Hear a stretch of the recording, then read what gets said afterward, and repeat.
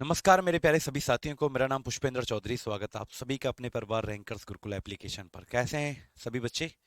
Krishna Meena ji good morning. आरू जी, आरुषि, कृष्णा मीना और सभी को भाई नमस्कार। गुड मॉर्निंग अरमान जी। चलिए करें स्टार्ट आज की इस क्लास को। तो चैप्टर हमारा चल रहा था पिछली क्लास के अंदर। आप सभी को पता है कि चैप्टर हमारा हीट एंड टेम्परेचर चल रहा था। क्या चल रहा था? हीट एंड टेम्परेचर हमारा टॉपिक चल रहा था। हीट एंड टेम्परेचर हमारा टॉपिक चल रहा था। तो सभी लोग हेडिंग डाल लीजिए भाई। हीट एंड टेम्परेचर, ठीक है। ऊष्मा और तापमान, ऊष्मा और तापमान हेडिंग डाल लीजिए सभी बच्चे। ठीक है, ऊष्मा और तापमान हेडिंग डाल लीजिए। और पिछली क्लास के अंदर मैंने आपको इसके बेटा क्या पढ़ा दिए थे? हीट के 3 टाइप पढ़ा दिए थे। आज हम उसी चैप्टर को कंटिन्यू करते हैं। यानी कल की क्लास में हमने हीट के बारे में पढ़ लिया था, उसके 3 टाइप पढ़ लिए थे। आज हम इसी चैप्टर को कंटिन्यू करते हैं। तो सबसे पहले हम पढ़ते हैं, लिखो हेडिंग डालो, methods of heat transfer. Heading डालेंगे मेथड्स, यानी टॉपिक का नाम क्या है आज का? चैप्टर का नाम यही रहेगा, methods of heat transfer. Methods of heat transfer, ऊष्मा स्थानांतरण के तरीके। ऊष्मा स्थानांतरण के तरीके। ऊष्मा स्थानांतरण के तरीके। मेथड्स ऑफ हीट ट्रांसफर, ऊष्मा स्थानांतरण के तरीके। क्लियर? अब जरा समझें क्या। टोटल 4 तरीके हैं बेटा हमारे पास, लेकिन हम एक एक करके डिस्कशन करेंगे। सबसे पहला जो मेथड हमारा आता है उसे हम कहते हैं कंडक्शन। कंडक्शन का हिंदी मीनिंग जो होता है वो क्या होता है? चालन। सबसे पहला जो मेथड हमारा आता है वो क्या होता है? कंडक्शन। और कंडक्शन का हिंदी मीनिंग क्या होता है हमारा? चालन। करें स्टार्ट भैया, बताओ। अच्छा, स्पेसिफिक हीट पढ़ाना था, सॉरी। चलो बेटा, तीसरा टाइप रह गया था, तो कोई नहीं बेटा, उसको पढ़ लेते हैं पहले। हम हमारे टाइप्स ऑफ हीट हम पढ़ रहे थे ना, टाइप्स ऑफ हीट। चलो पहले तीसरा टाइप पढ़ लेते हैं। टाइप्स ऑफ हीट यानी ऊष्मा के प्रकार पढ़ रहे थे ना पिछली क्लास में बेटा। तो ऊष्मा के 3 प्रकार मैंने बताए थे, बट उनमें से 2 पढ़ा दिए थे। सॉरी बच्चों, मुझे याद नहीं रहा, लेकिन आपने याद दिला दिया। फिर उसके बाद हम पढ़ना स्टार्ट करेंगे मेथड। तो 3 टाइप थे बेटा हमारे। पहला हो गया था हमारा क्या? सेंसिबल हीट, जिसे हम संवेदनशील ऊष्मा कहते थे। संवेदनशील ऊष्मा कहते थे। दूसरा हमारा क्या था? लेटेंट हीट, गुप्त ऊष्मा कहते थे। गुप्त ऊष्मा कहते थे। अगला हमारा क्या था? Specific heat. ये है हमारा सबसे इंपॉर्टेंट, यानी ये हमें पढ़ाना है। इसे कहते थे विशिष्ट ऊष्मा। इसे कहते थे विशिष्ट ऊष्मा। स्पेसिफिक हीट इसे कहा जाता था। ठीक है, स्पेसिफिक हीट इसे कहा जाता था। रिंकू जी ऐड कर दिया जाएगा बेटा, जब भी मैं फ्री होऊंगा सबको ऐड कर दिया जाएगा ग्रुप में। स्पेसिफिक हीट इसे कहते थे विशिष्ट ऊष्मा। अब जरा समझें बच्चे, ध्यान से सुनिएगा मेरी बातों को, ये क्या होता है देखो बेटा। पहले एक एग्जांपल से आपको समझा देता हूं। देखो, ये हमने पढ़ लिया ऑलरेडी कल की क्लास में, ये हमने पढ़ लिया, आज हम इसे पढ़ रहे हैं। बेटा मान लीजिए मेरे पास ये कोई बर्तन है और इसके अंदर पानी भरा हुआ है। ये कोई बर्तन है और इस बर्तन के अंदर क्या भरा हुआ है भाई? पानी भरा हुआ है। और ये जो पानी है, ये इसकी मात्रा जो है वो कितनी है? 1 किलोग्राम। इस पानी की मात्रा कितनी है? 1 किलोग्राम। ठीक है। कृष्णा उपाध्याय कह रहे हैं आज हमारा बर्थडे है सर जी, हैप्पी बर्थडे बेटा। आप हमेशा जिंदगी में खुश रहो, आपके सारे सपने पूरे हों, भोलेनाथ आपके सारी इच्छाएं पूरी करे। ये 1 किलोग्राम कोई पानी भरा हुआ है, और मान लीजिए बेटा इसका टेम्परेचर जो है वो कितना है? 20 डिग्री सेल्सियस है। यानी कुछ भी हो सकता है, 20 हो सकता है, 22 हो सकता है, मैं ये नहीं कह रहा 20 ही है। कुछ भी हो सकता है बेटा, इसका टेम्परेचर कुछ तो होगा ना।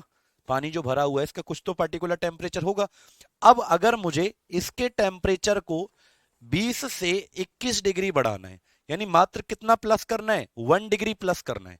यानी अगर किसी का तापमान 1 डिग्री सेल्सियस बढ़ाया जाए, तो उस 1 डिग्री सेल्सियस टेम्परेचर को बढ़ाने के लिए कितनी हीट देनी पड़ेगी भाई? गर्म तो करना पड़ेगा बेटा। कुछ भी हो सकता है, जरूरी नहीं है वाटर होगा, कुछ भी है। 1 किलो सामान है, लीटर में नहीं लेना, किस में लेना है यस जी? 1 किलो सामान है, कुछ भी हो सकता है, और इसका कोई टेम्परेचर होगा अपना फिक्स।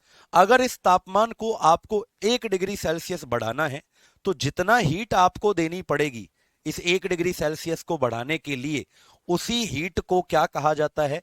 स्पेसिफिक हीट, हीट विशिष्ट ऊष्मा कहा जाता है।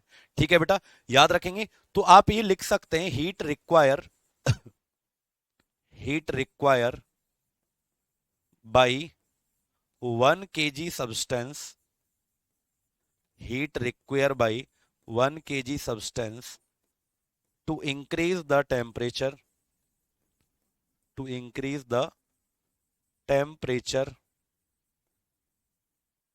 by 1 degree Celsius, called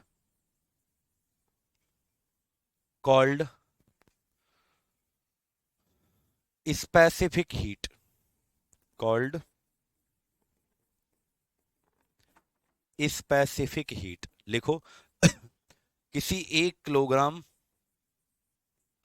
किसी 1 किलोग्राम पदार्थ का तापमान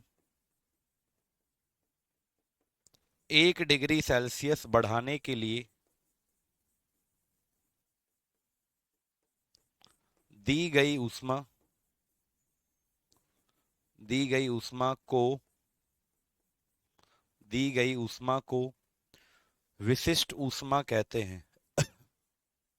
विशिष्ट ऊष्मा कहते हैं, याद रखेंगे इस चीज को। दी गई ऊष्मा को क्या कहते हैं? सर आप 12 बजे लाइव होते थे ना, आज क्यों 11 बजे से लाइव कर दिया? नहीं बेटा, 12 बजे कहाँ होता था, 11 बजे ही चलती है ये वाली क्लास। तो भाई क्या कहते हो लोग? भाई सब बच्चे एक बार बताओ, सब बच्चे बताना एक बार, 12 बजे कहाँ चलती थी? 11 बजे ही चलती है क्लास तो बेटा डेली। कमेंट करके बताना एक बार, क्या ये बालक सही कह रहा है? क्या ये बालक सही कह रहा है? एक बार बताना कमेंट करके।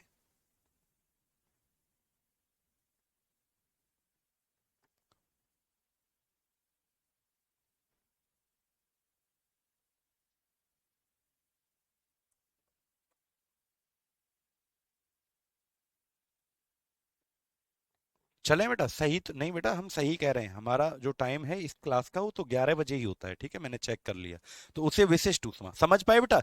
जैसे कोई 1 किलोग्राम सब्सटेंस है, कोई 1 किलोग्राम पदार्थ है, उसका टेम्परेचर कुछ भी होगा, 20 22 जो भी है आप देख लेना। लेकिन अगर उसका टेम्परेचर मात्र 1 डिग्री प्लस करना है, 1 डिग्री सेल्सियस टेम्परेचर बढ़ाने के लिए जितना हीट देना पड़ेगा, जितनी ऊष्मा देनी पड़ेगी, उसको विशिष्ट ऊष्मा के नाम से जानते हैं। एक सवाल यहां से सबसे ज्यादा आता है, याद रखना, अगर पूछे मैक्सिमम स्पेसिफिक हीट किसकी होती है? मैक्सिमम स्पेसिफिक हीट किसकी होती है? सबसे अधिक विशिष्ट ऊष्मा किसकी होती है? सबसे अधिक विशिष्ट ऊष्मा। हम्म,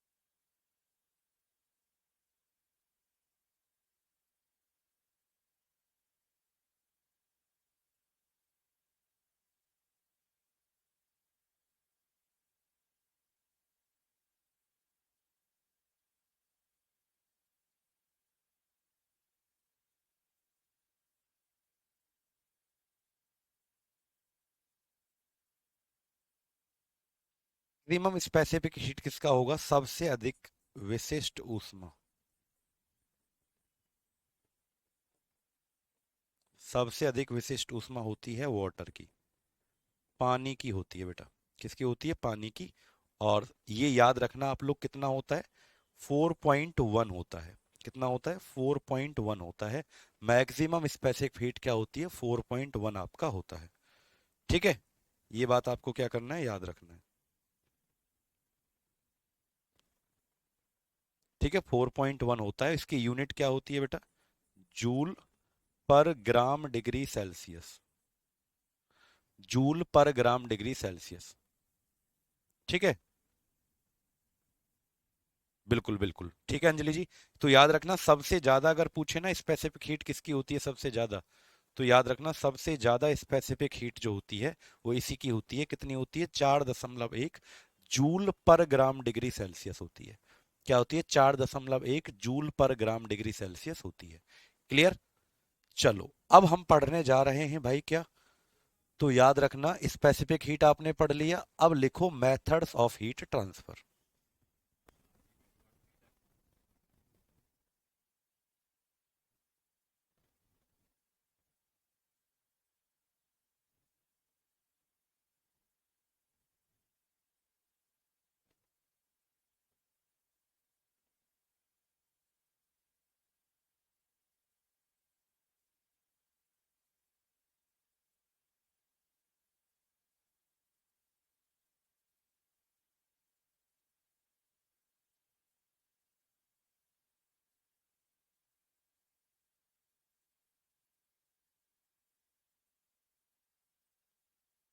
तो क्या है? ऊष्मा स्थानांतरण के तरीके, मेथड्स ऑफ हीट ट्रांसफर। बेटा एक मिनट बस, अर्जेंट कॉल है थोड़ा सा। एक मिनट बच्चों, रुक जाना। भाई का कॉल है, थोड़ा सा इसको पूछ लेता हूँ, 5 बार कॉल आ गया। एक बार बेटा, अर्जेंट कॉल है बहुत। ठीक है।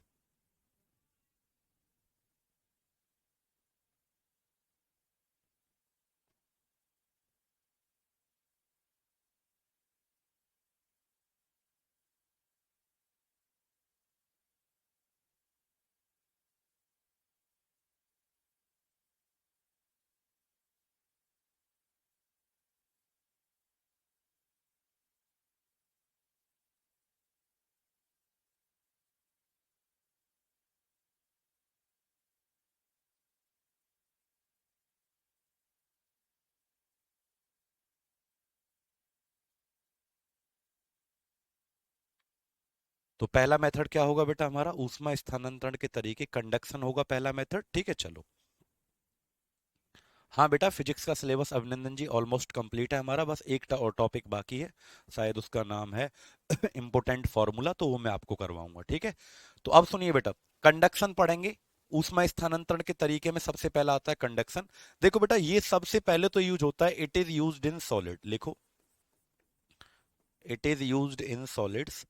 इसका प्रयोग ठोस में किया जाता है। ठोस में इसका प्रयोग होता है। ठोस में इसका प्रयोग होता है। ठोस में इसका प्रयोग होता है, ये बात आपको क्या करनी है बेटा? याद रखनी है। ठीक है, यानी सॉलिड चीजों में जो हीट का ट्रांसफर होता है ना, सॉलिड चीजों में, ठोस चीजों में जो ऊष्मा का स्थानांतरण होता है वो क्या होता है? कंडक्शन मेथड से होता है बेटा। ठीक है, कंडक्शन मेथड से होता है ऊष्मा का स्थानांतरण ठोस चीजों में, सॉलिड चीजों में। ठीक है, अब जरा दूसरा बात सुनो बेटा यहां से, कि ये जो मेथड है ना, ये तभी प्रयोग होता है बच्चों, इसके बारे में ना इंपोर्टेंट पॉइंट लिख रहे हैं, जैसे ए पॉइंट हो गया, ये ए पॉइंट हो गया। दूसरा बी पॉइंट सुनो बेटा, तो कंडक्शन जो मेथड होता है, ये तभी प्रयोग होता है जब दो चीजों को आपस में कांटेक्ट में रखा जाता है, यानी संपर्क में रखा जाता है, तभी ये प्रयोग होता है भाई। ये मेथड तभी प्रयोग होता है जब चीजों को संपर्क में रखें। जैसे मैं कहूं कि ये कप जो है ये गर्म है बिल्कुल अभी, और इसमें गर्म चाय है, मैं अपना हाथ ऐसे टच करूं, तो भाई इसमें मेरा हाथ गर्म हो गया, टच करने से मेरा हाथ गर्म हो गया।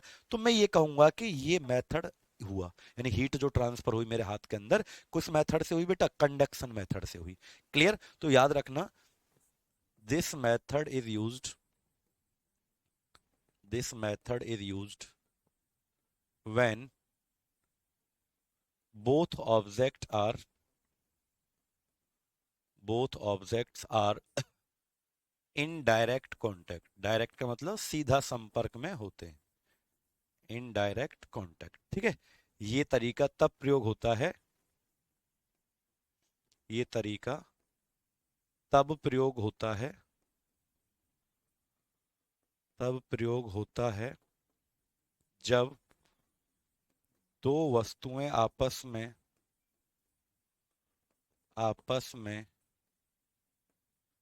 संपर्क में होती हैं। दो वस्तुएं आपस में संपर्क में होती हैं तब ये बेटा क्या होता है, तरीका प्रयोग होता है। यानी टच में होना चाहिए, दूर से नहीं होगा। क्या कप को मैं दूर से ऐसे करूं, अपने हाथ को, कप यहाँ है, दूर से हाथ करूं क्या हो जाएगी हीट, नहीं। तभी प्रयोग होता है, यानी सॉलिड में होता है। यानी ये जो चीजें सॉलिड हैं, लोहे की रॉड को मैं पकड़ लूं गर्म को तो इसमें होगा। सॉलिड चीजों में होता है, ऑब्जेक्ट टच में होने चाहिए, यानी दोनों सॉलिड चीजें टच में होनी चाहिए। ठीक है, संपर्क में होनी चाहिए। और तीसरी बात क्या हो जाएगी बेटा, तीसरी बात कि इस तरीके में एक हमेशा माध्यम चाहिए होता है जाने के लिए। यानी ये जो बाउंड्री है, मैंने कल क्या बताया था आपको कि ये बाउंड्री एडियाबैटिक होनी चाहिए। कल बताया था रुद्धोष्म, रुद्धोष्म सीमा बताई थी कल मैंने आपको कि बाउंड्री हमारी दो तरीके की होती थी, एक तो आइसोथर्मल होती थी और एक होती थी एडियाबैटिक। भाई बाउंड्री हमारी दो तरीके की होती थी, एक तो आइसोथर्मल होती थी, एक होती थी एडियाबैटिक। एडियाबैटिक क्या होता था, जिसमें से हीट निकल जाए। लेकिन आइसोथर्मल क्या होती थी, जिसमें से हीट यानी कि ऊष्मा निकले ना। ठीक है, जैसे थर्मस वाला जो बाउंड्री है वो क्या है बेटा आपका, थर्मस वाला जो बाउंड्री है वो आपका आइसोथर्मल है, उसमें से हीट जल्दी से नहीं निकलती। लेकिन जिसमें से निकल जाती है उसको क्या कहते हैं, एडियाबैटिक कहते हैं बेटा। ठीक है, तो याद रखना इस तरीके में always require a medium, always require a medium, यानी यहां पर एक माध्यम की आवश्यकता होती है। इस तरीके में हमेशा एक माध्यम चाहिए। इस तरीके में हमेशा एक माध्यम चाहिए, हमेशा एक माध्यम चाहिए। इस तरीके में क्या चाहिए, हमेशा एक माध्यम चाहिए बेटा, ऑलवेज रिक्वायर ए मीडियम। यानी कि मीडियम का मतलब है कि बाउंड्री जो है वो ऐसी होनी चाहिए जिसमें से, अब एक बात बताओ बेटा कि मान लो मैं इस कप को पकड़ने लगूं और ये कप ऐसा है कि इसमें से हीट निकल ही नहीं रही, तो क्या मेरा हाथ गर्म होगा, नहीं होगा। भाई तुम कहोगे सर जी आपने तो टच कर लिया फिर भी गर्म नहीं हो रहा, क्योंकि बाउंड्री तो ऐसी होनी चाहिए कि एक में से निकल पाए दूसरे में घुस पाए। ठीक है, हाँ बिल्कुल बेटा, केमिस्ट्री पढ़ा रहे हैं शुभम जी। तो बाउंड्री, एक बाउंड्री को कहते हैं मीडियम, तो बाउंड्री प्रॉपर होनी चाहिए। यानी जो दोनों चीजों को आप टच कर रहे हो, जो दोनों चीजों को आप संपर्क में ला रहे हो, उन दोनों की जो बाउंड्री है वो एडियाबैटिक होनी चाहिए, यानी रुद्धोष्म होनी चाहिए, जिनमें से ऊष्मा इधर उधर जा सके। तो इस चीज को बाउंड्री कहते हैं, मीडियम कहते हैं। अब आता है ये 3 पॉइंट या 2 पॉइंट आपको किसके बारे में याद रखने, कंडक्शन। अब एक दूसरा मेथड आता है। टोटल कितने मेथड होते हैं बेटा ऊष्मा स्थानांतरण के, हीट को ट्रांसफर होने के टोटल कितने मेथड होते हैं, 3। पहला हो गया कंडक्शन, दूसरा आता है बेटा हमारा, लिखो आपका रेडिएशन। सॉरी 4 मेथड होंगे, 3 नहीं 4। टोटल कितने मेथड हो जाएंगे हमारे, 4। दूसरा आता है हमारा रेडिएशन, रेडिएशन को कहते हैं विकिरण, विकिरण। दूसरा क्या आता है हमारा, रेडिएशन, विकिरण। ठीक है, दूसरा रेडिएशन आता है। रेडिएशन में सबसे पहला जो हमारा आता है वो आता है कि भाई रेडिएशन जो है ना, ये इन चारों मेथड में से सबसे फास्टेस्ट मेथड है। इन चारों में से सबसे तेज, सबसे तेज चलने वाला मेथड है। यानी हीट हमेशा सबसे तेज किस मेथड से जाती है, रेडिएशन से। लिखो it is the fastest method, it is the fastest method of heat transfer, of heat transfer. यह ऊष्मा स्थानांतरण का सबसे तेज तरीका है, यह ऊष्मा स्थानांतरण का सबसे तेज तरीका है, सबसे तेज तरीका है। यह ऊष्मा स्थानांतरण का सबसे तेज तरीका है। सर एग्जाम्पल दीजिए बेटा, एग्जाम्पल तो मैं दे ही रहा हूं साथ के साथ, अभी कप कप दिया था आपको, कप दिखाया था मैंने। तो एग्जाम्पल तो हर किसी, 1 लाख एग्जाम्पल हो सकते हैं आरुषि बेटा इसके। ठीक है भाई, मैं तो करके दिखा रहा हूं आपको कि सॉलिड में होगा। भाई दो दो पॉइंट याद रखो, कंडक्शन किस में होगा, हमेशा सॉलिड में होगा। ठीक है, ये कब होता है? जब दोनों चीजों को, सॉलिड को आपस में, ठोस को संपर्क में रखा जाता है। तीसरी चीज, अगर संपर्क में रख भी दिया है तो दोनों जो रखे हुए से हैं संपर्क में, उनकी बाउंड्री, उनकी सीमा ऐसी होनी चाहिए कि एक दूसरे से हीट निकल जाए और घुस जाए, यानी एडियाबेटिक होनी चाहिए, रुद्धोष्म उनकी सीमा होनी चाहिए। रेडिएशन में क्या होगा? ये सबसे तेज तरीका है, फास्ट मेथड है। ठीक है, अगला बी पॉइंट क्या हो जाएगा? रेडिएशन का बी पॉइंट क्या हो जाएगा भैया? बी पॉइंट हो जाएगा, जैसे पता है धूप में खड़े हो जाते हो, एग्जाम्पल देता हूँ, विकिरण का एग्जाम्पल देता हूँ, जैसे आप धूप में खड़े हो जाओ तो 2 मिनट के अंदर भाई साहब गर्मी में रुका नहीं जाता ना, एकदम भगते हैं अंदर की तरफ, अंदर की तरफ भगते हैं। ठीक है, मोहम्मद अजय जी बेटा कल से ऐसा नहीं होगा, अंसारी जी बिल्कुल। ठीक है, याद रखेंगे। अब सुनो, जैसे धूप में खड़े हो जाओ तो 2 मिनट में भी इतनी गर्मी लगने लगती है, अंदर भागते हो, क्यों बेटा? क्योंकि वो सूरज की किरणें आ रही हैं, सन की रेज आ रही हैं, सूरज की किरणें जो आ रही हैं उनके कारण तुम गर्म हो गए एकदम से। तो वो कितनी तेज चलती हैं पता है? सन की स्पीड जो होती है, लाइट की स्पीड, वो कितनी होती है? 3 × 10⁻⁸ यानी 1 सेकंड में कितना चल के जाती हैं? वो 3 लाख किलोमीटर चल के जाती हैं। तो इसीलिए मैं कह रहा हूं कि सन की रेज जो आती हैं, यानी किरण जो आती हैं, वो सबसे तेज तरीका है, हीट को ट्रांसफर होने का सबसे तेज मेथड है, फास्टेस्ट मेथड है बेटा वो। क्लियर है? अब दूसरा पॉइंट इसका क्या है कि इसको, क्या आपको मैंने जब लाइट वाला टॉपिक पढ़ाया होगा फिजिक्स में, भौतिक विज्ञान में, तो बताया होगा कि लाइट को कभी भी जाने के लिए मीडियम नहीं चाहिए, माध्यम नहीं चाहिए। तो जैसे इसमें ऊपर वाले में क्या चाहिए था? मीडियम, लेकिन नीचे वाले में मीडियम नहीं चाहिए। तो आप लिख लो, it do not require any medium to travel, any medium to travel. Hindi में लिखें, जाने के लिए किसी माध्यम की आवश्यकता नहीं होती, जाने के लिए किसी माध्यम की आवश्यकता नहीं होती, किसी माध्यम की आवश्यकता नहीं होती।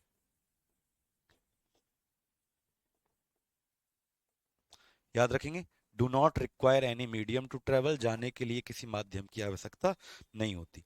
लेकिन पहले वाले को, जो कंडक्शन वाला मेथड है, चालन वाला, उसमें क्या चाहिए था? एक मीडियम चाहिए था। ठीक है, तो ये दोनों पॉइंट इसको याद रखें। सबसे तेज है सूरज, जैसे सूरज से किरण आती हैं तो सबसे तेज चलती हैं, लाइट की स्पीड से तेज तो कोई है ही नहीं भाई। ठीक है, और वो अगर चलती हैं, सन की लाइट जो आती है, तो लाइट को कभी भी कोई मीडियम माध्यम नहीं चाहिए, वो तो वैक्यूम में भी चली जाती है, निर्वात में भी जाती है सबसे तेज। ठीक है, तो ये दो मेथड हो गए। अब हम चलते हैं तीसरे मेथड पर। तो तीसरे मेथड का नाम लिखेंगे आप कन्वेक्शन। तीसरे मेथड का आप नाम लिखेंगे कन्वेक्शन। कन्वेक्शन को हिंदी में कहा जाता है अभिवहन, कन्वेक्शन को हिंदी में कहा जाता है अभिवहन। अब इसके भी आपको 2 पॉइंट याद रखने बेटा, कन्वेक्शन के भी। सबसे पहला पॉइंट कन्वेक्शन का ये है कि ये जो कन्वेक्शन मेथड है, ये लिक्विड में प्रयोग होता है। It is always used in liquid, यानी यह द्रव पदार्थों में प्रयोग होता है। यह किस में प्रयोग होता है? द्रव पदार्थों में प्रयोग होता है। यह द्रव पदार्थों में प्रयोग होता है, यह द्रव पदार्थों में प्रयोग होता है, पहला पॉइंट। क्योंकि अब अच्छा एक बात बताओ, द्रव का मतलब जैसे ये दूध का भगोना है, दूध, ये दूध है, इस भगोने के अंदर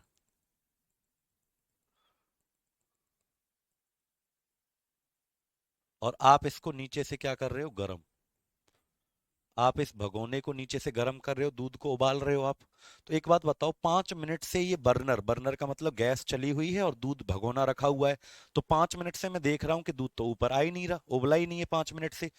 लेकिन यार ये जो हीट जा रही है, जो नीचे से ऊष्मा जा रही है, ये जा कहाँ रही है फिर? जब ये उबला ही नहीं तो ये हीट नीचे से जब दे रहे हैं तो जा कहाँ रही है ये हीट? जा कहाँ रही है?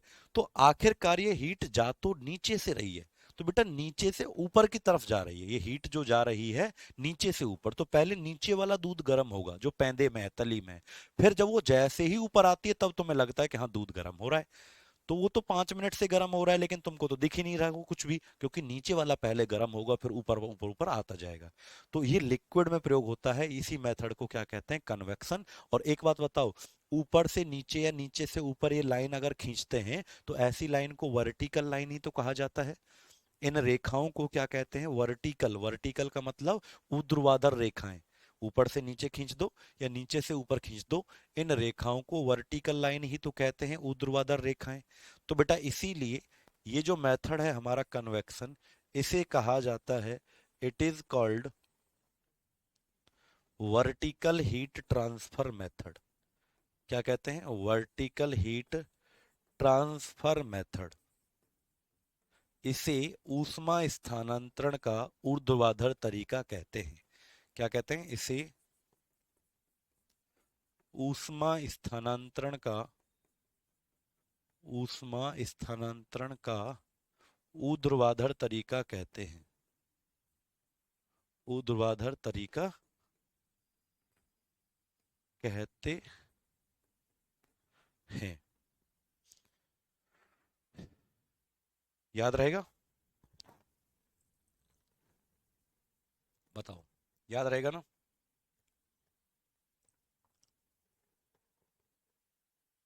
It is called vertical heat transfer method. इसे ऊष्मा स्थानांतरण का ऊर्ध्वाधर तरीका कहते हैं। ठीक है, बिल्कुल बिल्कुल पढ़नी पड़ेगी अमन जी, जो आपको पढ़ा रहे हैं वो आपको पढ़ना पड़ेगा। ठीक है, पूरी नहीं, जो आपको पढ़ा रहे हैं। तो ये 2 पॉइंट याद रखना बेटा, इन चीजों को क्या कहते हैं, ऐसी लाइनों को वर्टिकल लाइंस। चलो ठीक है कोमल जी, क्यों कोमल जी, चौथा पॉइंट की तरफ चलें। अगला आता है हमारा एडवेक्शन। अगला चौथा मेथड लास्ट जो आता है, एडवेक्शन, इसे कहते हैं, अच्छा सॉरी, इसको बेटा ऊपर वाले को हिंदी, माय मिस्टेक भाई, आई एम वेरी सॉरी। इसको ना हिंदी में बेटा थोड़ा सा लिख लो संवहन, हिंदी में नाम गलत लिखा हुआ है संवहन, और इसका नाम लिखो बेटा अभिवहन। अभिवहन, ठीक है, वो बाई मिस्टेक मैंने से वहां हिंदी में लिख दिया और यहाँ इंग्लिश में नाम। याद रखेंगे, तो इसे संवहन कहते हैं बेटा, इसे अभिवहन कहते हैं, एडवेक्शन को। वॉल्यूम बढ़ा दीजिए भाई, मैं तो बहुत जोर से बोल रहा हूँ बेटा, प्रांशु। सर हीट की स्पीड क्या होती है, हीट की कोई स्पीड थोड़ी होती है बेटा, एनर्जी को ट्रांसफर होने की स्पीड नहीं हुआ करती बेटा अंजलि। चलो तो अभिवहन, अब इसके भी आप लोग क्या सुनेंगे, 2 पॉइंट सुनेंगे। जैसे सबसे पहला पॉइंट, ये कहां पर यूज होता था, ये देखो, इसमें और इसमें क्या अंतर है वो समझो। इस वाले में, तीसरे वाले में और चौथे वाले में क्या डिफरेंस है, थोड़ा सा डिफरेंस है बेटा।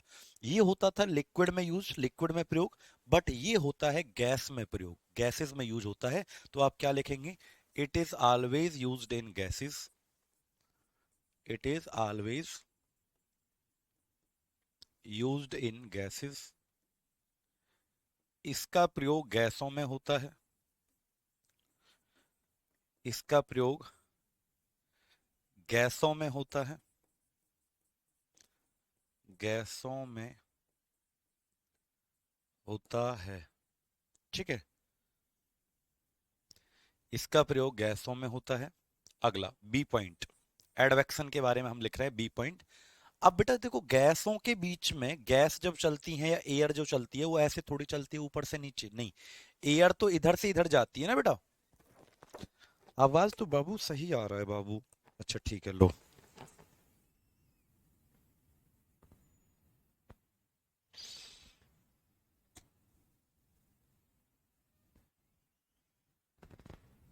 अब सही है, बताना एक बार।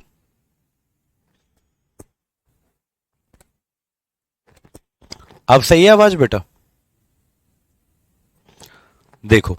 तो अब ये होता है गैसों में प्रयोग, तो गैस तो इधर से इधर जाती हैं या इधर से इधर जाती हैं, आपको पता ही है इस बात का। जैसे तुमने ज्योग्राफी कौन पढ़ाता है, तो शिवान सर आपको ज्योग्राफी पढ़ाते हैं, तो बताते होंगे कि गैस जो है, दिन के समय हवा इधर से समुद्र की तरफ चलती है, उधर से रात के समय इधर चलती हैं, तो कहीं पर मौसम ठंडा हो जाता है, कहीं पर मौसम क्या हो जाता है, गर्म। तो हवा जो चल रही है वो इधर से इधर चल रही है, यानी ऐसी रेखाओं को जो इधर से इधर जाती हैं या इधर से इधर जाती हैं, ऐसी रेखाओं को क्या कहा जाता है, हॉरिजॉन्टल लाइन कहते हैं, क्षैतिज रेखाएं इनको कहते हैं। तो लिखो इट इज कॉल्ड हॉरिजॉन्टल, लिखो दिस इज कॉल्ड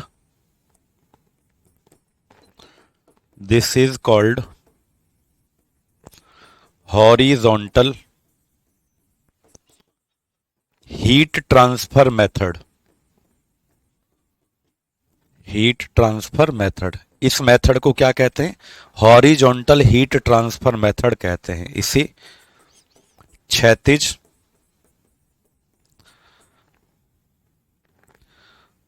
क्षैतिज इसे ऊष्मा स्थानांतरण का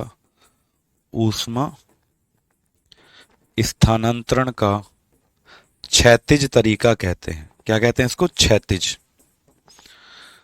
ऊष्मा स्थानांतरण का क्षैतिज तरीका कहते हैं। ठीक है, इसे ऊष्मा स्थानांतरण का क्षैतिज तरीका कहते हैं। ये बात आपको क्या करनी है? याद रखनी है। ठीक है, क्लियर है बेटा कृष्णा? तो ये आपके 4 मेथड हो गए। इसमें अंदर क्या है? ये लिक्विड में होता था, ये गैस में, ये वर्टिकल होता है, ये क्या होता है? हॉरिजॉन्टल होता है। ठीक है, याद रखेंगे। सारे पॉइंट्स याद हुए कि नहीं हुए?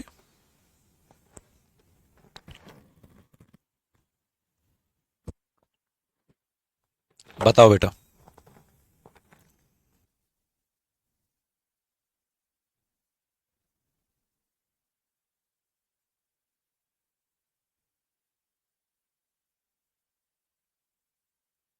सर हॉरिजॉन्टल ना स्पेरिकल होगा ना? नहीं बेटा, हॉरिजॉन्टल कहते हैं इस तरीके से, horizontal.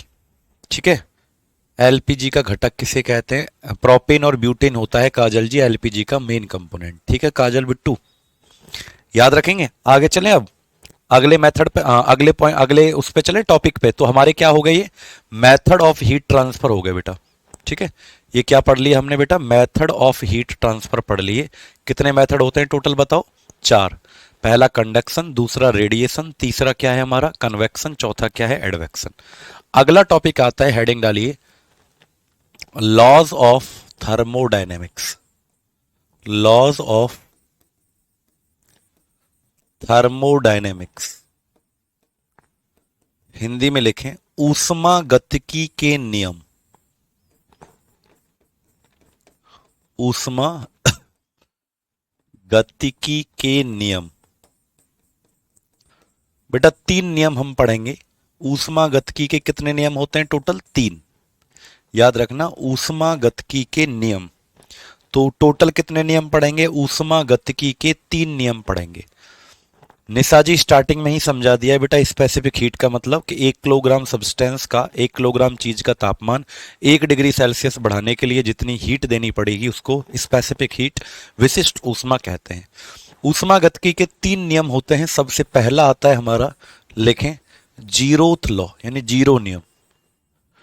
Zeroth law of thermodynamics, यानी ऊष्मागतिकी का क्या आता है? जीरो नियम आता है पहला। लिखें ऊष्मागतिकी का शून्य नियम। ऊष्मागतिकी का शून्य नियम, शून्य का मतलब जीरो। ऊष्मागतिकी का शून्य नियम, शून्य का मतलब, अब तुम ये मत समझना कि इसके नियम 0 से स्टार्ट होते हैं। हाँ बाबू, इसके नियम 0 से स्टार्ट होते हैं। पहले 0 नियम आएगा, पहला नियम आएगा, दूसरा नियम आएगा।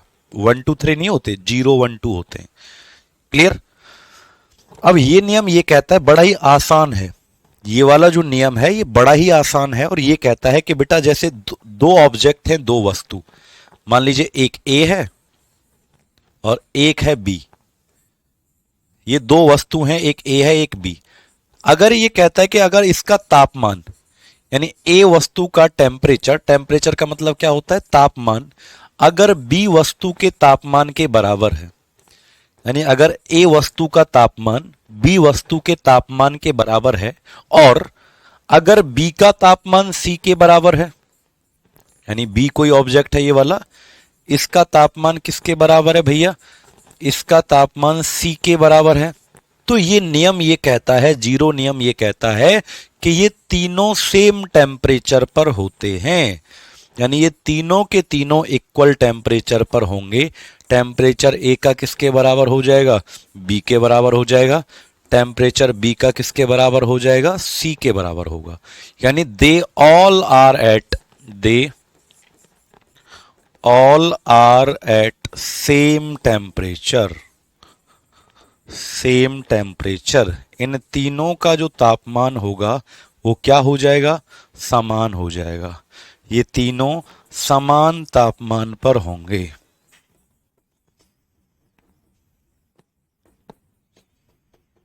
तीनों समान तापमान पर होंगे। याद रखेंगे, they all are at the same temperature.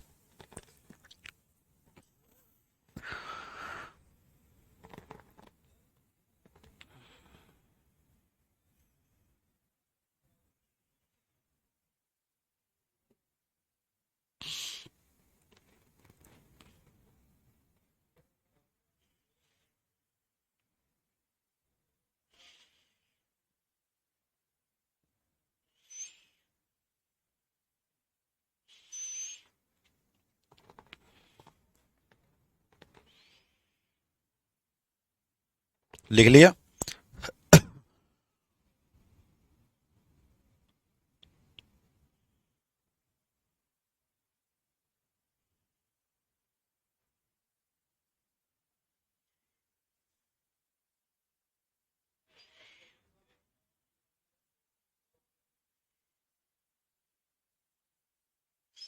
लिख गया बेटा? बताओ जल्दी से। मैं आपको लिखने का टाइम दे रहा हूं।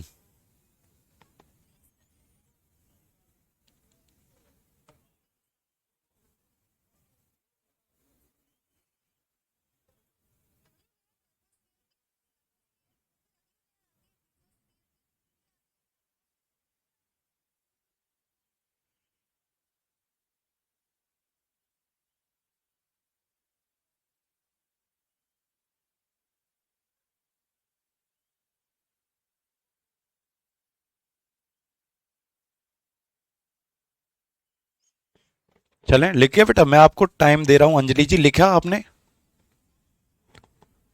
कोई स्टैंडर्ड टेम्परेचर नहीं होता, बस ये छोटा सा जीरो नियम यही कहता है ए बी के बराबर है, बी सी के बराबर है। तो एक बात बताओ, भाई मोनू सोनू के बराबर है, सोनू कालू के बराबर है, तो मोनू कालू के बराबर नहीं हो जाएगा? तीनों बराबर नहीं हो जाएंगे? यानी कि तीनों का टेम्परेचर क्या होगा? समान। इसी नियम को कहते हैं जीरो नियम। ठीक है?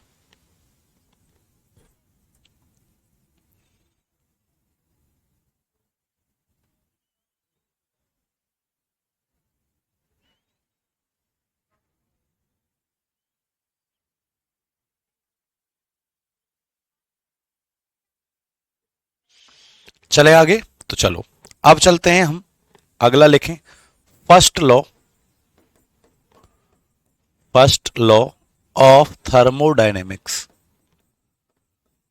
फर्स्ट लॉ ऑफ थर्मोडायनेमिक्स लिखें। ऊष्मागतिकी का पहला नियम। ऊष्मागतिकी का पहला नियम। भाई अभी तक आपने जीरो नियम पढ़ लिया, अब पढ़ते हैं ऊष्मागतिकी का पहला नियम। ध्यान से सुनिएगा बेटा, ठीक है? इसका यूज कुछ नहीं होता अंजलि जी, बस ऐसे ही सवाल आपसे पूछा जाएगा अगर वह पेपर में आया कि भाई क्या होता है। अच्छा, एक पॉइंट याद रखना, यहां से कई बार नोट करके लिखना, नोट करके फर्स्ट लॉ के बारे में लिखना। एक पॉइंट कई बार पूछ लेता है कि फर्स्ट लॉ जो होता है, पहला नियम क्या होता है, ये ये जीरो नियम किस नियम के ऊपर काम करता है? तो लिखो बेटा, this law is based on, यानी इसका काम कोई नहीं है। This law is based on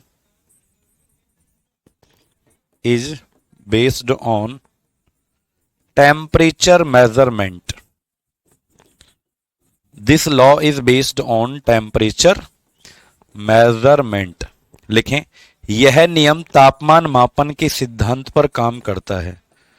यह नियम तापमान मापन के सिद्धांत पर कार्य करता है। सिद्धांत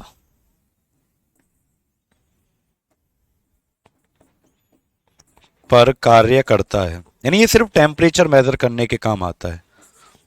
तो कई बार पूछा जाता है कि जीरो नियम बताइए किस सिद्धांत पर काम करता है। कई बार बेटा पूछा जाता है कि बताइए कि थर्मोडायनेमिक्स का जीरो नियम किस सिद्धांत पर काम करता है। तो याद रखना, थर्मोडायनेमिक्स का जीरो नियम ताप तापमान मापन के सिद्धांत पर कार्य करता है। ठीक है बेटा, चलो अब आता है पहला नियम। तो पहला नियम बड़ा ही समझने लायक है बेटा। पहला नियम बड़ी अच्छी चीज कहता है कि देखो, ये कहता है कि मान लीजिए भाई मैंने किसी भी ऑब्जेक्ट को, किसी वस्तु को, हाँ पंकज जी बिल्कुल, मैंने किसी वस्तु को कोई हीट दिया, हीट दिया, हीट का सिंबल क्या होता है, क्यू।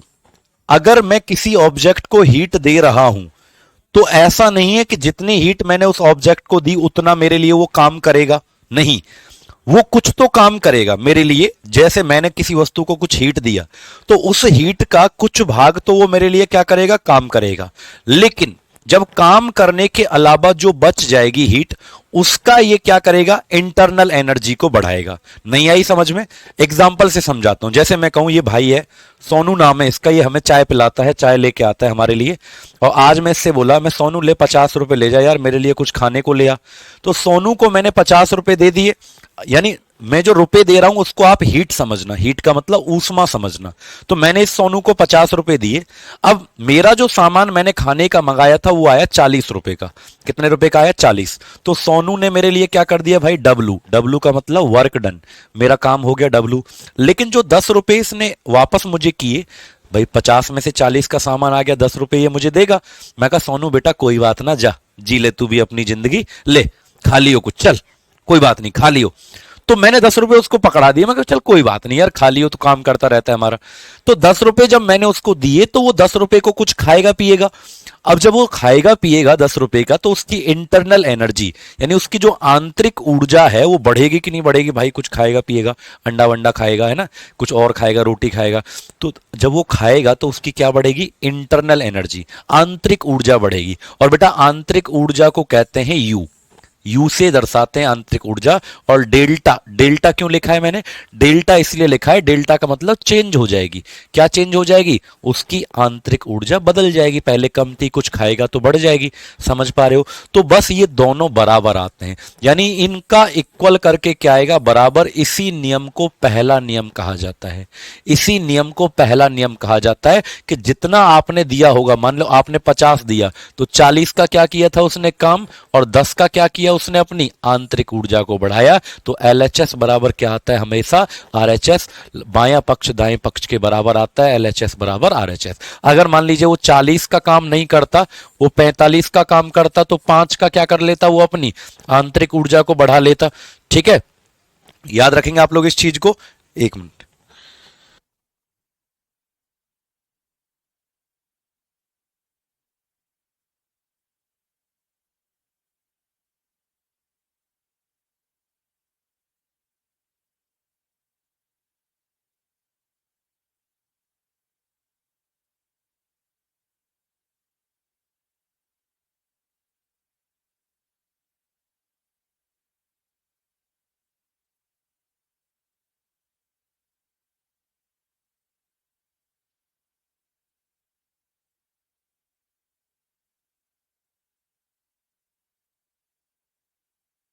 भाई तो क्या हो जाएगा, याद रखना कि ये दोनों बराबर आएंगे। हो सकता है कि ये ज्यादा हो जाए, भाई मैं थोड़ा सा लोभी आदमी हूं, मैं थोड़ा सा लोभ करता हूं पैसों का।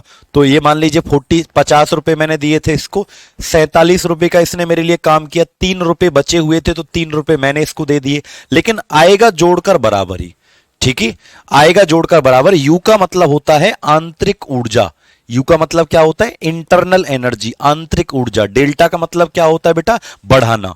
ठीक है, याद रखेंगे आप लोग इस चीज को। तो क्यू का मतलब है, मैं लिख देता हूं यहाँ, क्यू का मतलब क्या होता है, हीट। हीट का मतलब ऊष्मा। डब्लू का मतलब क्या होता है, डब्लू का मतलब वर्क डन, काम किया, कार्य किया। और यू का मतलब होता है, डेल्टा यू का मतलब change in internal energy, change in internal energy, आंतरिक ऊर्जा में परिवर्तन, आंतरिक ऊर्जा में परिवर्तन। ठीक है, आंतरिक ऊर्जा में परिवर्तन, याद रखेंगे, आंतरिक ऊर्जा में परिवर्तन। ठीक है, याद रखेंगे बेटा इस चीज को। यानी कि मैं लिख सकता हूं, यदि, हिंदी में लिख देता हूं पहले, इस नियम की परिभाषा लिख लो। यदि किसी वस्तु को ऊष्मा दी जाती है, ऊष्मा दी जाती है, तो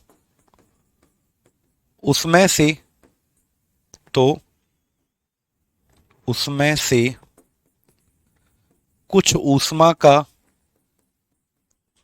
वह कार्य करता है, यानी उसी ऊष्मा में से कुछ का तो वो क्या करेगा तुम्हारे लिए, कार्य करता है, तथा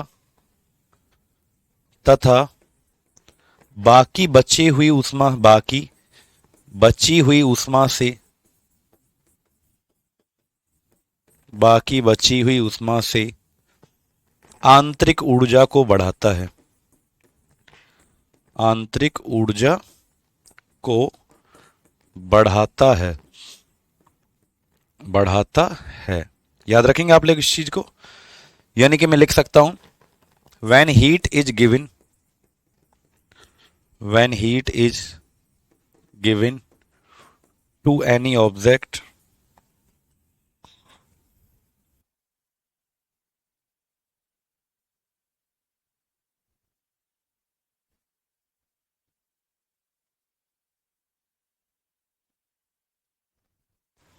when heat is given to any object, then some amount of it is used, some amount of it, some amount of it is used to, for work done, to नहीं, for work done, for work done, and remaining increase the internal energy, remaining increase the internal energy।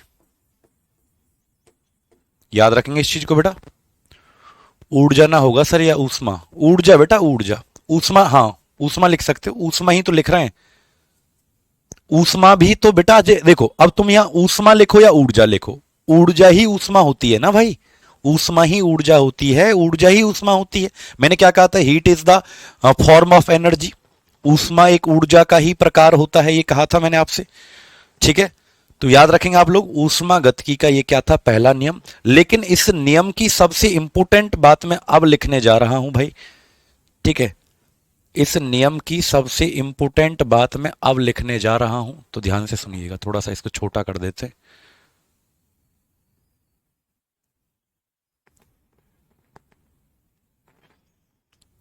अरे हो जा भाई।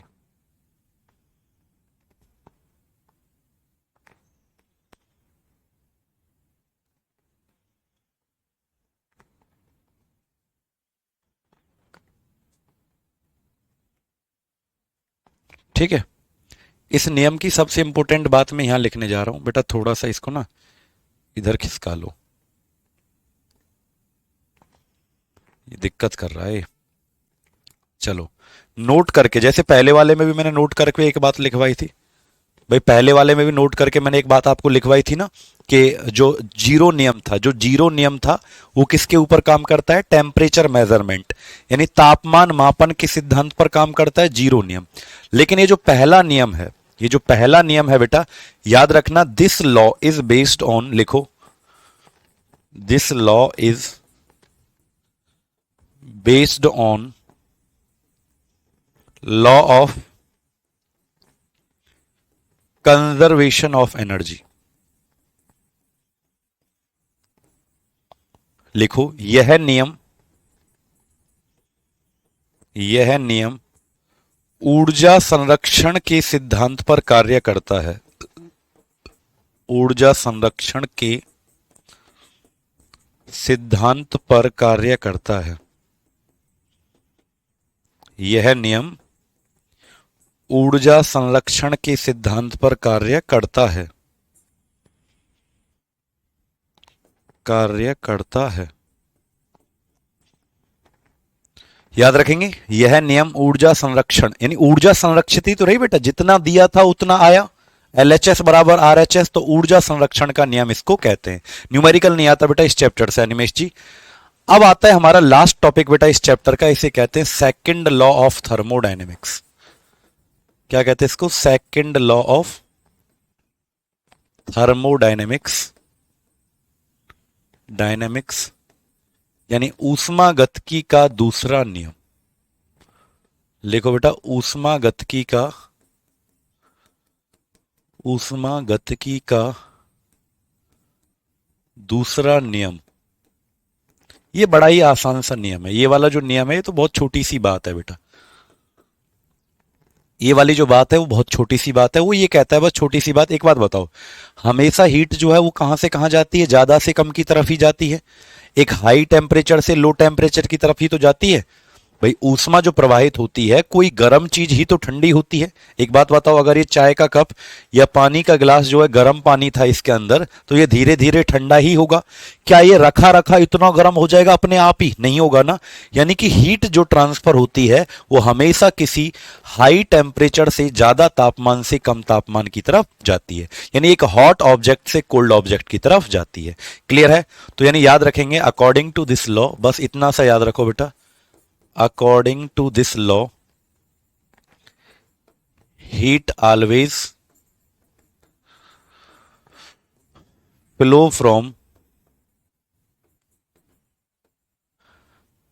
a hot object to a cold object, यानी high temperature से low temperature की तरफ जाती है। या ऐसे लिख सकते हैं, हाई टेम्परेचर से किधर जाती है? लो टेम्परेचर की तरफ जाती है। ठीक है, लिखो, इस नियम के अनुसार, इस नियम के अनुसार ऊष्मा हमेशा ज्यादा तापमान से या ज्यादा गर्म वस्तु से ठंडे वस्तु की तरफ जाती है, ठंडे वस्तु की तरफ जाती है, तरफ जाती है। या मैं ऐसे कह सकता हूं, ज्यादा तापमान से कम तापमान की तरफ, ज्यादा ताप से किधर जाती है? कम ताप की तरफ जाती है। बस ऐसे याद रखो, ये तो दुनिया ही जानती है, ये नियम तो इतना है कि बस इसीलिए ना, ये तो नेचुरल लॉ है बेटा, ये तो प्रकृति में होता ही है। इसलिए इस लॉ को क्या कहा जाता है? सेकंड लॉ जो है हमारा, इसीलिए इसको कहते हैं कॉल्ड नेचुरल लॉ। इसीलिए इस नियम को प्राकृतिक नियम कहते हैं या भौतिक नियम कहते हैं। क्या कहते हैं? नेचुरल लॉ या फिजिकल लॉ कहा जाता है। यानी इस नियम को प्राकृतिक नियम या भौतिक नियम कहते हैं। प्राकृतिक नियम या भौतिक नियम कहते हैं इस नियम को। किसको? सेकंड लॉ को। थर्मोडायनेमिक्स का सेकंड लॉ क्या कहलाता है? भौतिक नियम या प्राकृतिक नियम आपका कहलाता है। तो ये बातें हैं जो आपको बेटा क्या करनी है? याद करनी है। लास्ट में सेकंड लॉ जब पूरा हो जाता है तो टेम्परेचर के बारे में अगर मैं थोड़ी सी बात कर लूं कि टेम्परेचर की यूनिट क्या होती है, कोई बताएगा? तापमान की यूनिट क्या होती है? तापमान, ताप या तापमान। अगर पहले तो ये पूछो कि तापमान होता क्या है, तो ये हमें बताता है टेल अबाउट, कोई, अब ये हमें बस इतना बताता है टेम्परेचर कि कोई वस्तु कितनी गर्म है या कितनी ठंडी है। भाई हम जब बुखार आ जाता है तो बुखार को मापने जाते हैं, मेजर करवाने जाते हैं, तो बुखार वाला डॉक्टर जो होता है वो हमारी बॉडी का टेम्परेचर ही बताता है ना। तो बेटा क्या बताता है? टेल अबाउट हॉटनेस और कोल्डनेस, यानी यह किसी वस्तु के ठंडे होने या गर्म होने को बताता है। तापमान क्या बताता है? यह किसी वस्तु के ठंडे या गर्म होने को बताता है, गर्म होने को बताता है। बस इतना याद रखना बेटा, यह किसी वस्तु के ठंडे होने या गर्म होने को बताता है। अगर मैं पूछूं इसका एसआई यूनिट क्या होता है, मात्रक, एसआई मात्रक, तो याद रखना केल्विन होता है। क्या होता है, केल्विन। बट अगर मैं पूछूं अदर यूनिट क्या होती है, अदर यूनिट का मतलब क्या है, दूसरे मात्रक क्या होते हैं। अगर मैं पूछूं इसके दूसरे मात्रक क्या होते हैं, तो याद रखना जैसे आपका सेल्सियस होता है, फारेनहाइट होता है, फारेनहाइट, र्यूमर होता है, र्यूमर, तो ये इसके अदर यूनिट है बेटा। याद रखना र्यूमर भी एक प्रकार का, RUMOR, RUMOR, ये 3 इसके अदर यूनिट है। लेकिन ऐसा यूनिट केल्विन ही होता है। किस यंत्र से मापा जाता है बेटा, तापमान को किस यंत्र से मापा जाता है, अगर कोई पूछे कि किस यंत्र से मापा जाता है, तो थर्मामीटर। जैसे हीट को, ऊष्मा को किससे मापा जाता था, कैलोरीमीटर। इसको बनाने वाले वैज्ञानिक कौन है भैया, याद रखना इसको बनाने वाले वैज्ञानिक जो हैं कौन है, एंटोनी एल लैवोजियर, ठीक है, सॉरी, गैलीलियो गैली, एक बार लिख लेंगे, ठीक है। और अगर मैं पूछूं इनमें आपस में क्या रिलेशन होता है, तो C/5 बराबर F-32/9 K-273/5 बराबर R/4। तो ये आपस में क्या होता है, इनमें रिलेशन होता है, ठीक है बेटा। ये बात आपको क्या करनी है, याद रखनी है कि भाई सेल्सियस को फारेनहाइट को कैसे बदलते हैं।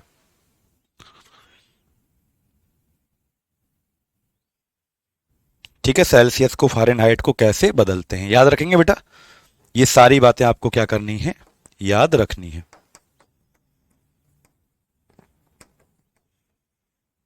क्लियर। इनको आपस में बदलने का फॉर्मूला है C/5। मान लो तुम्हें सेल्सियस को फारेनहाइट में बदलना है, तो इन दोनों को छोड़ दो, इनकी क्रॉस मल्टीप्लाई, तिरछी गुणा कर दो। या आपको ये दे दिया, र्यूमर बेटा एक यूनिट है। अब इसको एक्सप्लेन क्या करें राकेश जी, एक मात्रक होता है, र्यूमर एक मात्रक होता है भाई। जैसे आपको मैं एक सवाल देता हूं कि अगर K की वैल्यू 373 है, तो बताओ R की वैल्यू क्या आएगी। इस क्वेश्चन को करना जरा आप, वैसे तो टाइम हो गया भाई थोड़ा सा ओवर। इस क्वेश्चन को करना, K की वैल्यू 373, R बराबर क्या आएगा। तो बेटा देखो क्वेश्चन क्या होता है, C/5 F-32/9 K-273/5 बराबर क्या होता था, R/4। अब जरा एक बात बताओ, क्या मुझे C से कोई मतलब है इस क्वेश्चन के अंदर, नहीं, तो C को काट दो। क्या F से कोई मतलब है, नहीं, मुझे तो K दे रखा है, R पूछा है, तो K की वैल्यू पुट कर दो, 373 दे रखा है।